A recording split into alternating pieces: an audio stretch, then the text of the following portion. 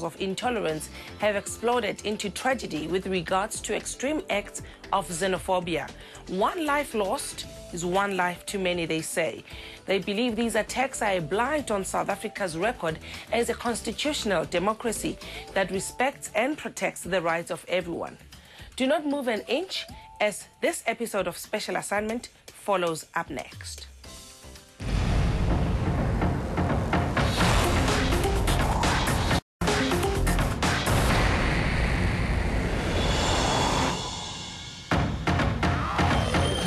Somalis are being attacked in the townships of Cape Town and Port Elizabeth. People have turned on these refugees, murdering them in cold blood or burning them alive. The message is clear: you are not welcome here.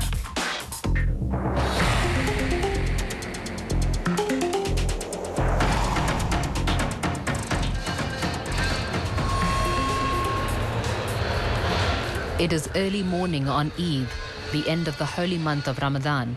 In Belleville, Cape Town, Somalis are on their way to prayers.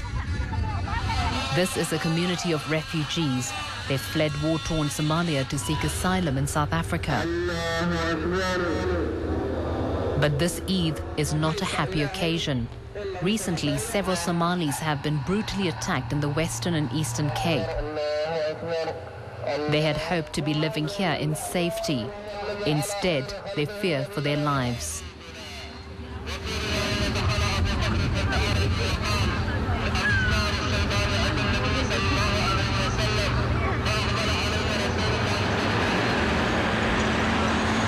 About 15,000 Somalis live in South Africa. They arrived here with little or nothing. Although they've been granted asylum, they receive no financial help from the South African government. They have only themselves to depend on for survival. Most have set up small businesses in the poorest parts of the city, where crime is rife. They are frequently held up and robbed. But lately, these attacks have taken a sinister turn. Of course, we know that some South Africans themselves get killed and get hurt, in the crime spirit in this country. But then, we have a situation where Somalis have been married and nothing was being taken out of their pockets, not to mention their shops. Some of the community will say that this is frustrated, even move to exclude Somalis. Since the beginning of August, Mohammed has buried 16 Somalis. They were all shot at point-blank range in their shops around Cape Town. In at least 6 of these murders, nothing was stolen. Mohammed believes they weren't just robberies, they were hate crimes. He believes that the killings are organized by rival South African businesses to drive the Somalis out of the townships. From the government point of view, they are saying it's not xenophobic, while Somali community are not sharing that these are xenophobic attacks. I think it's the government's part to prove otherwise, but as far as the Somalis are concerned, then they think these attacks are justified to be said as xenophobic. And that would seem to be the case with Muhammad Abdullah Sheikh. 5 men barged into his shop in Kailicha in September and shot him in the head. Nothing was stolen. Muhammad Sheikh is now blind. For him, the townships of South Africa are as dangerous as the streets of Mogadishu.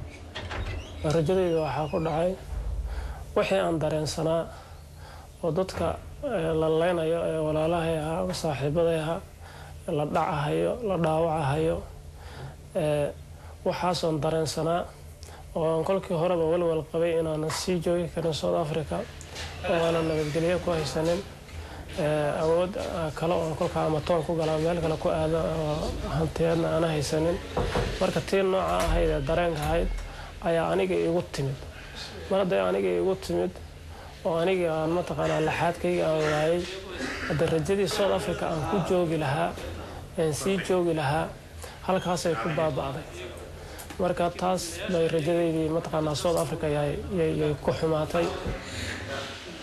He knows other Somalis who've been injured in similar attacks. They're being treated at nearby Tygerberg Hospital.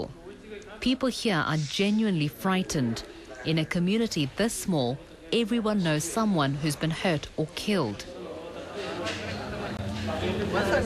Here, at the ironically named Rainbow Nation Mini Spaza, a man was shot while we were filming this program.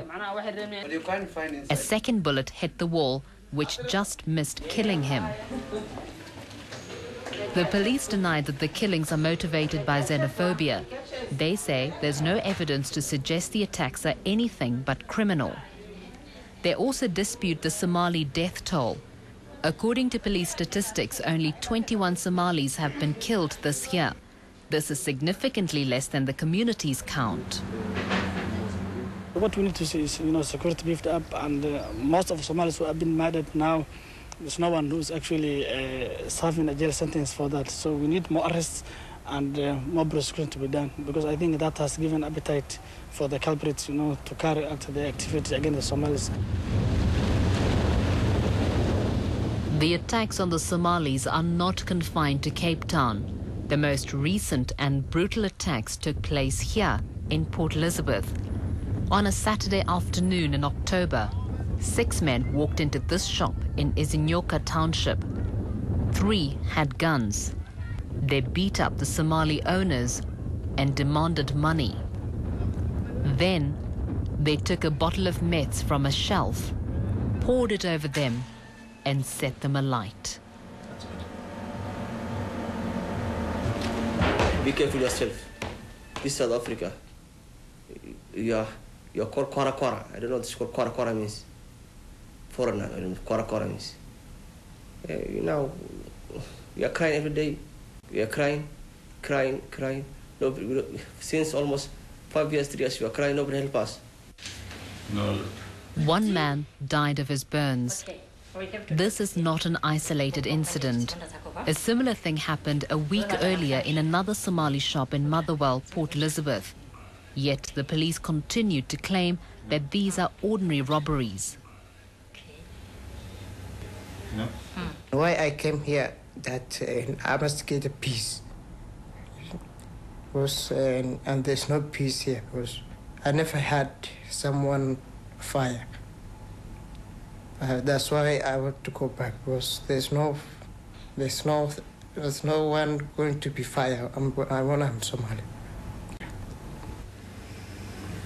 Their status as asylum seekers makes the Somalis particularly vulnerable. 2/3 of them still only have asylum papers, so they can't open bank accounts. So in the townships, people know there's cash in their shops. The South African government, they don't care about the Somalians. Even we haven't got the documents. Like now, we are using a paper, permit, yeah, they call it permit, but it's like a paper. Even when you go to police station, they ask you, you have got a document. When you give the paper, they say, this is a paper, this is not a document. We need something, like an idea, something like we can write it. They have little choice but to carry on. Without refugee papers, they can't get formal employment, and even though the city centres are safer than the townships, they can't afford the higher rents. So despite the burnings, the shops stay open. Many ordinary South Africans have also been traumatized by these brutal attacks. Vuyiswa Zondani was in her house in Izinyoka when she saw a man on fire in her yard. She can't believe that South Africans who fought for equality and democracy can treat people like this. I want to do the right thing for God. I want to make that fire gone. I want to get that man healthy. She took her only blanket and tried to put out the flames, but she could not save him. Our free country promise us for the good time. And our people, that time the struggle is on. They are going to Somalia, they are going to another country. They are staying there. They are coming back when South Africa is free. Now I can't say nothing, just because I saw my own blood, my own flesh, my own black people dying in front of my eyes. With what? With nothing, I don't know.